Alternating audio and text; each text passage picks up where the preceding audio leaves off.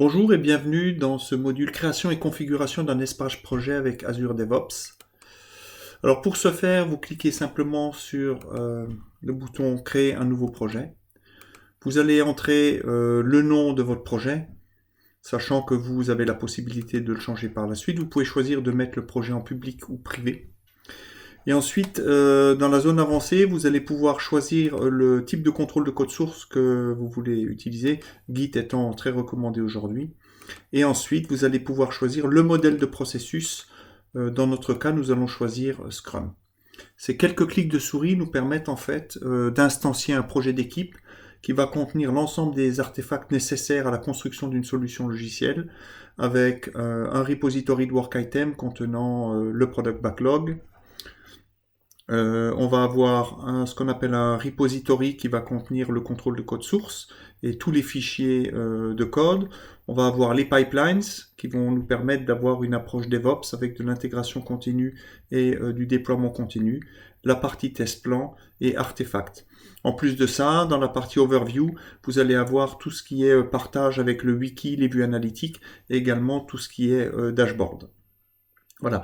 Donc, ce qu'on va commencer à regarder d'abord, pour travailler, c'est vous montrer comment est-ce que l'on va pouvoir importer du code.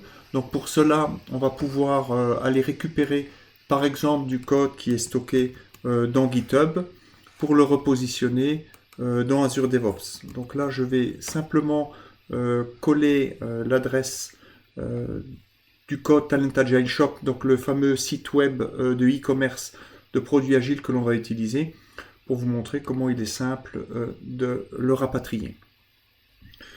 Donc là, les fichiers de code sont téléchargés à partir du repository public GitHub et on va le retrouver dans quelques instants, voilà, dans notre Git Azure DevOps. Voilà, on retrouve bien ici, on peut le voir, tous les fichiers de code qui font partie de la solution qui sera utilisée par les équipes de développement. Alors maintenant, la première chose à faire va être de configurer le projet. Alors pour cela, on va dans la rubrique configuration projet.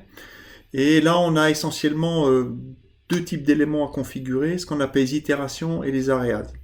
Donc les itérations vont constituer la timeline en termes de sprint et de release pour notre programme. Donc par exemple ici, je vois que j'ai 6 sprints qui ont été pré-provisionnés et moi je vais vouloir rajouter la maille MVP.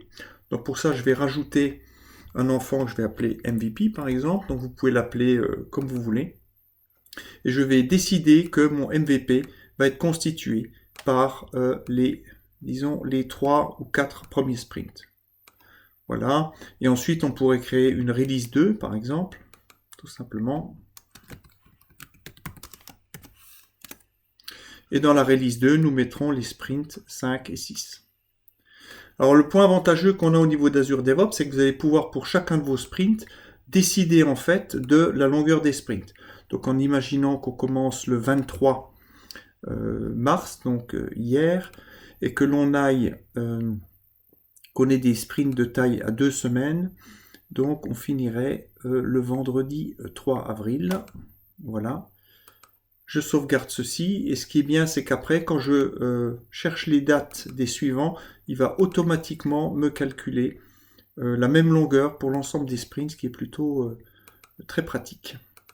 Voilà, donc en quelques clics de souris, on a déjà commencé à planifier la timeline pour notre programme.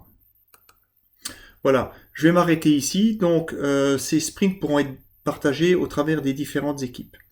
Et ensuite, on va avoir ce qu'on appelle des areas, donc j'y reviendrai un petit peu plus tard. Ça va nous permettre en fait de procéder à une catégorisation fonctionnelle et ou technique de l'ensemble des éléments qui sont présents dans le product backlog.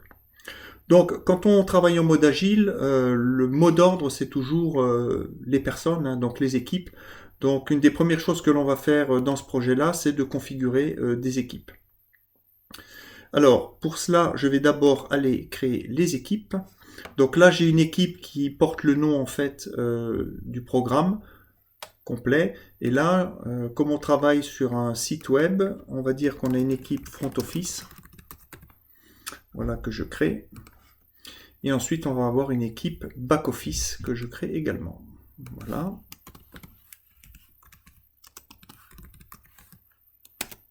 Voilà, donc ici maintenant, nous avons deux équipes qui ont été créées.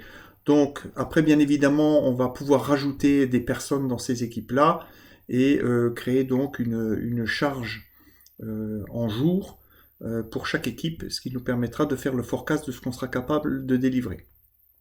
Alors ensuite, je vais devoir aller configurer mes équipes. Alors, point important ici, toujours, on a accès à l'équipe back-office, front-office. Donc, on configure secteur par secteur.